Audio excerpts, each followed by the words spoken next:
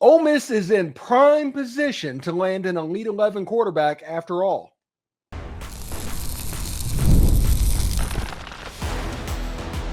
You are Locked On Ole Miss, your daily podcast on the Ole Miss Rebels. Part of the Locked On Podcast Network, your team every day.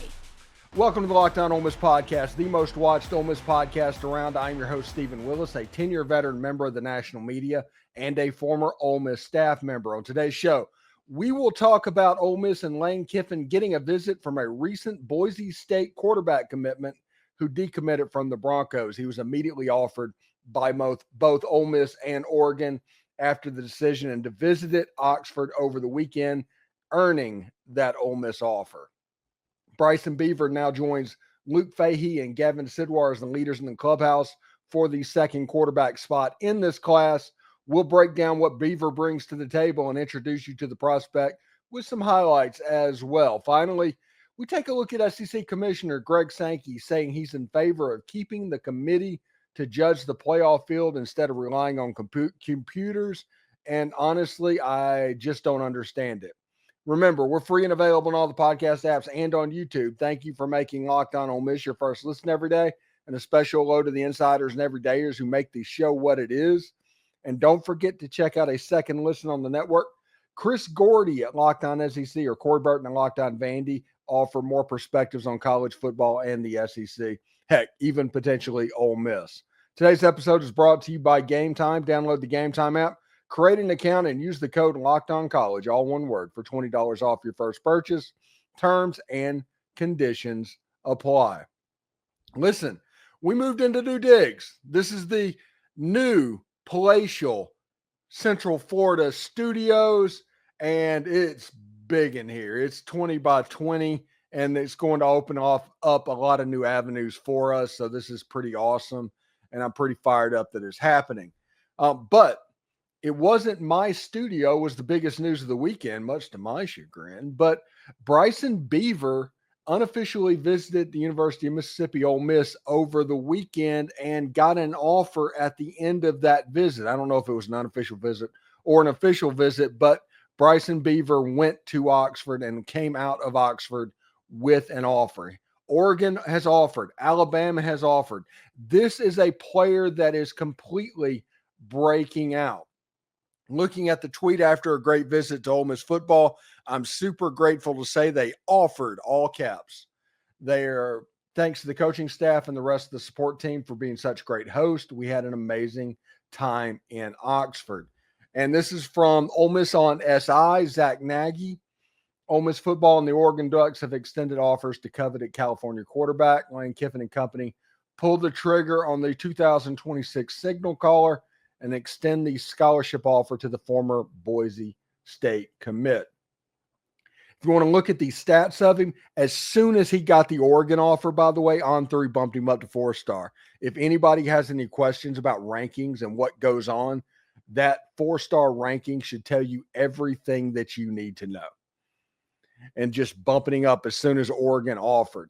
247 ESPN and Rivals will likely follow suit in the near future because this is a good quarterback. This is a really good quarterback in a quarterback factory in California at Vista Murrieta High School. He is very good at what he does, and we will look at highlights in the next segment of what he brings to the table for potentially Ole Miss or Oregon or Alabama or wherever he ends up. He is on the radar of anybody that is looking for quarterbacks. He is completely blowing up right now. And the reason why that is, he went to Elite 11 and showed out. He was a Boise State commitment for a while, and he went to Elite 11 and showed out. Earned an invitation to the Elite 11 finals. This will be a quarterback that's there. The last one that Ole Miss had that was a high school signing that went to Elite 11, I think, was Matt Corral, I think. But there's a lot of Corral in this player's game. You can see it, the way he throws, the gunslinger mentality. He does a lot of the things that Matt Corral did really well. And I'm curious to see exactly how that will pan out at the college level, whether it's at Ole Miss or it's somewhere else. This is a really good player. Okay. Period. Really good player and somebody that you should be excited about potentially being involved with. I know that Landon Duckworth kind of stepped away from Ole Miss, and he's either going to South Carolina or Auburn after he was a big deal until he wasn't. That's just the kind of the way it worked out. But this player, Bryson Beaver, the quarterback out of California, is a fast rising recruit. And it sounded like Lane Kiffin and the support staff at Ole Miss left an impression on this football player, which is a good thing. That's absolutely a good thing and what it's there for. So we'll see if that will lead over the next 6 months or so to potentially a commitment. Now, him, Luke Fahey, Gavin Sidwar, they're the leaders in the clubhouse for that coveted second quarterback spot to join Reese Wise in this class. And we'll see exactly how that goes on and what can happen. So it should be pretty good to see. I'm really excited about this player, and we'll look at the highlights in the second segment a little bit and talk about what he brings as a quarterback to whatever college he goes to, whether it's Ole Miss or otherwise. I like his game. I genuinely do. But looking back at the rankings, I want to point out that as soon as he got an Oregon offer, they bumped him from a 3 to a 4-star, which is a sign that Oregon is becoming a blue blood. If you want to look at that, they're getting the benefit of the doubt. He's a consensus 3-star, 86, but man, he throws a pretty pass. He throws at all three levels, and he is athletic as all get out. He really does remind me of a number 2 that played at Ole Miss over the last couple of years, and that's not because he wore number 2. So I'm pretty excited that Ole Miss got into the game with Bryson Beaver. This looks to be a quarterback that's going to be successful, a very high-level player at the quarterback position. So we'll see exactly how that goes for Ole Miss. Now, you can see this before we get into the highlights. The new palatial Central Florida studios are operational. Now, the hardest part of this is going to be me figuring out the practical aspects of how to do it. It's going to take a little bit of time. You're going to see me looking down like that from time to time, just because it's hard because monitors are in different places and things like that. But over time and by football season, we'll be pretty good. We have it set up to where the mic is detached, to where we can do a mic and a watch along type video, to where we sit on there. We have like an 80-inch television directly in front of us, and it kind of draws the eyes. That's the reason for the movement and all of the knickknacks. It looks similar, but it looks different. And this is the first time the Locked On Ole Miss podcast has had a all practical set. Everything on this set is real and as it is. We were green screen a little bit before and kind of chroma keying in stuff from time to time. So we'll see exactly how that goes. Anyway, in the next segment, we'll talk about what kind of highlights does Bryson Beaver bring to the table and what can you expect from this breakout quarterback. We've got the take, we've got the breakdown, and it's coming up next. You know, there's nothing like the NBA playoffs, the intensity, the buzzer beaters, the fans losing their minds, and it's the kind of atmosphere you must experience live, and this year's matchups are already delivering. If you want in, Game Time makes it fast and easy to get seats, even for the biggest playoff games. Prices on the app actually drop closer to tip-off, and with killer last-minute deals, panoramic seat views, and no surprise fees, Game Time is a total game changer. I was just on the app and looking for zone deals, and they were offering 10% off exclusive zone deals for the FIFA Club World Cup matchups that are coming up. I love that I can see my exact view before the seat and before I buy. No surprises, and the app makes it ridiculously simple. 2 taps and I am done. And with the Game Time guarantee, you know you are getting the best deal. If you find a better price on the same row or section, they'll credit me 110% of the difference. So take the guesswork out of buying tickets with Game Time. Download the Game Time app, create an account, and use code LOCKEDONCollege, all one word, for $20 off your first purchase. Terms apply. Again, create an account and redeem code LOCKEDONCOLLEGE for $20 off. Download the Game Time app today. Last minute tickets, lowest price guaranteed. I'm pretty excited about this player that Ole Miss is potentially in on in Bryson Beaver. This is a really, really good quarterback, and we got some highlights for you as well. When you look at this player, you can see they bumped him up to 4-star on 3. They're going to bump him on Rivals. There might not be a Rivals in another couple of weeks as far as the rankings go, or not an on 3. This looks like it'll be a 3-man weave pretty much. 24/7 has him at 3-star. ESPN has him at 3-star, and he's going to the Elite 11 finals. So he's obviously a good player. Now, if you look at him, he's 6'3". He's built like a well-stacked high school quarterback, and he has a chance to be a pretty good player indeed. When you look at his highlights, though, that is where he really gets your attention. When you can see the gunslinger mentality, I think he has a little bit long of a motion throwing the football, but that's stuff that can get around at the high school level. Heck, Tim Tebow just completely wound up and did a sky hook every time he threw the ball, and he was able to win a Heisman Trophy. At the college level, the length of his delivery is not going to be as fatal as the NFL. The windows are a little bit bigger. The players are not quite as good as the NFL. So that long delivery is not going to be an impediment to his success. He talked about on his visit the support staff from time to time. And he talked about Charlie Weiss Jr. and Lane Kiffin and Joe Judge. And there's a lot of people that work with the quarterback position at Ole Miss. That's just the way they have it set up. And all SEC teams are like that. They build up these big support staff rooms, and they are able to take them into their development. And you have more eyeballs on the player, which means Joe Judge can say, oh my gosh, we can fix this delivery a little bit by doing this. Or Lane Kiffin can see one little small things and do all that. More eyes means you're going to be able to focus group this a little bit better. Whenever you look at him, as opposed to like Gavin Sidwar, he's a little bit bigger than Gavin Sidwar. When you look at him as opposed to Luke Fahey, he's a little bit taller. So the size-speed ratio of this quarterback is a little higher than the other two quarterbacks that are on the board.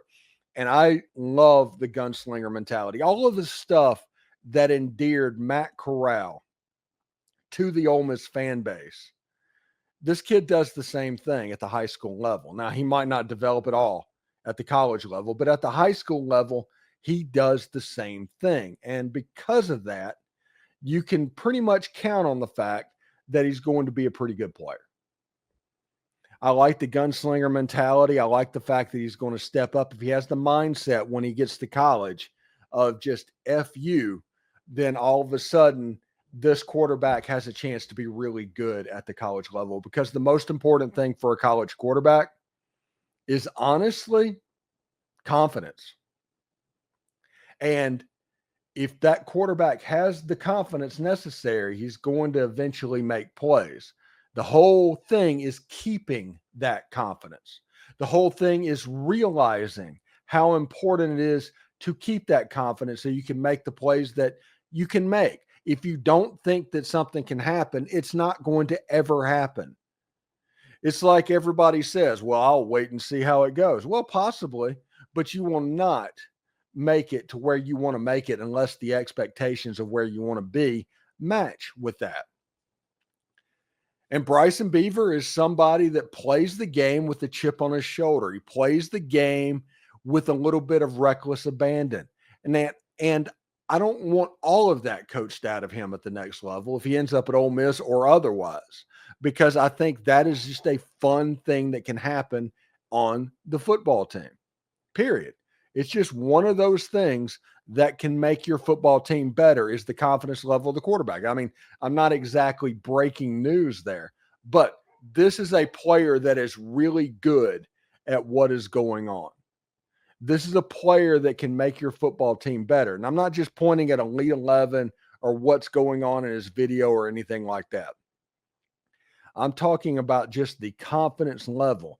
He has an infectious type personality. Jackson Dart was similar to that. Matt Corral was similar to that.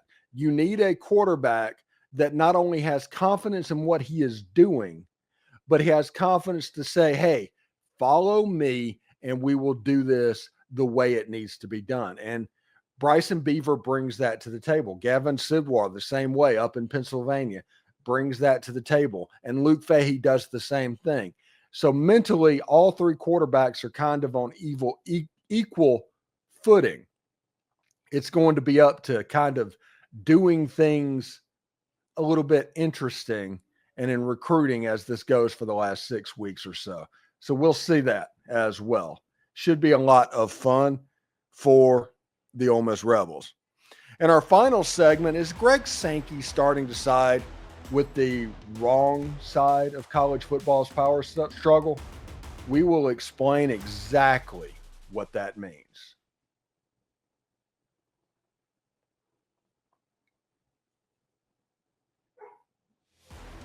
Greg Sankey took a second to actually make it difficult for the Southeastern Conference to, I don't know, be as successful as they needed to be, honestly.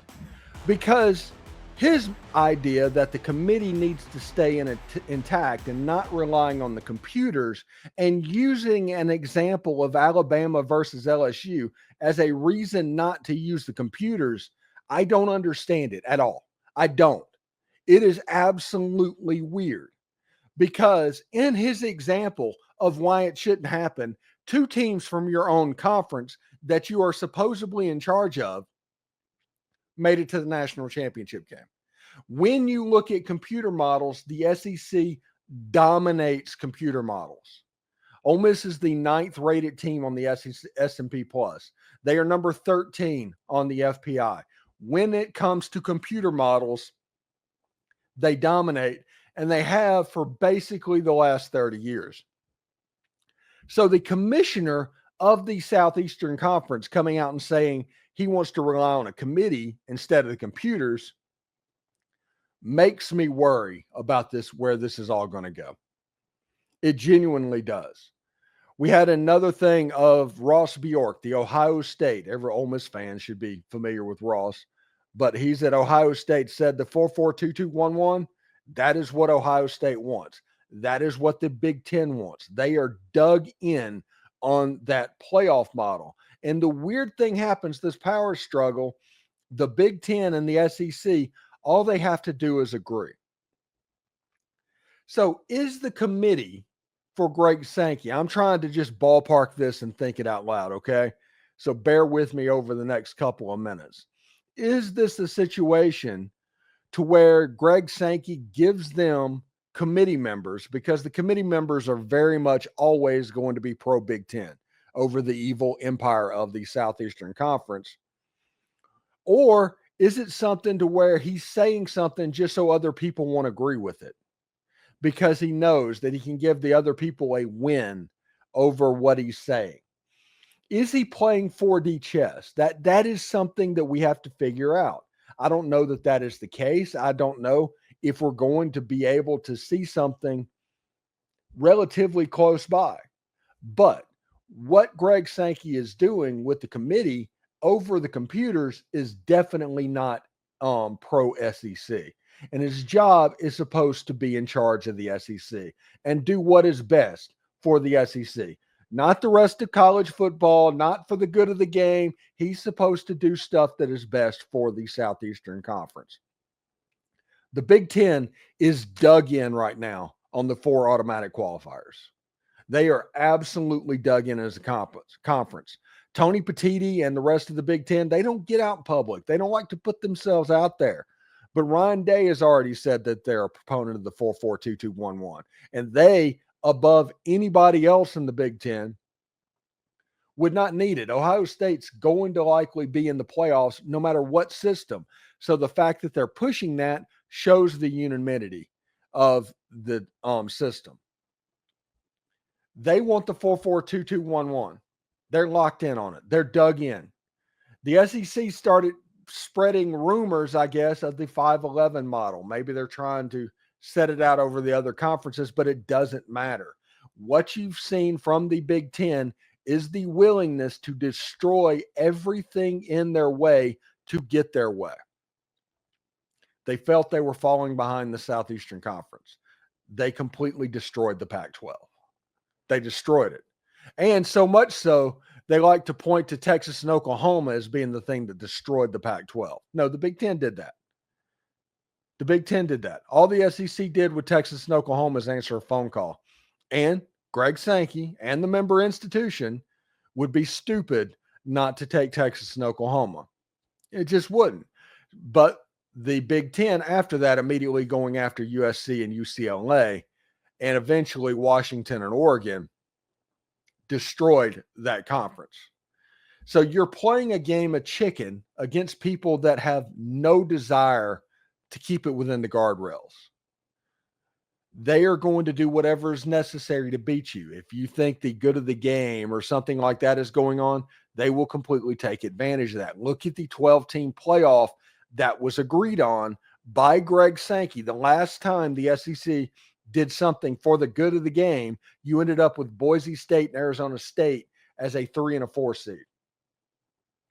And the playoffs being completely out of whack.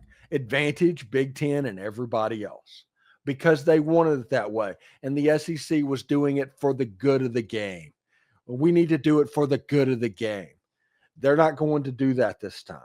They think they're going to play hardball if Greg Sankey and the SEC has a little bit of an iron will moving forward.